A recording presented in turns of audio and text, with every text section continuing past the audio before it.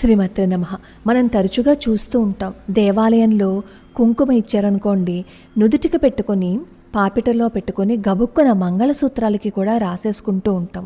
అలా ఎప్పుడూ చేయకూడదు. స్త్రీ ధరించే మంగళసూత్రాలలోనే భర్త శక్తి సామర్థ్యాలు, కీర్తి, ఆయుష్ నిక్షిప్తమై ఉంటాయి.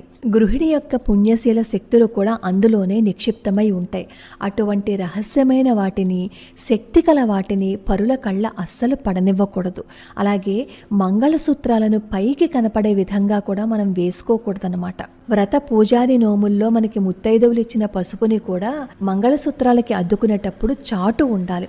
దేవాలయంలో కుంకుమ ఇచ్చారనుకోండి, మంగళసూత్రాలకి పెట్టుకోవాలి అని అనుకుంటే ఇంటికొచ్చి మీరు చాటుగా పెట్టుకోండి తప్ప అలా ఎక్కడ పడితే అక్కడ మంగళసూత్రాలను పైకి తీసి కుంకుమ అలదుకోవద్దు.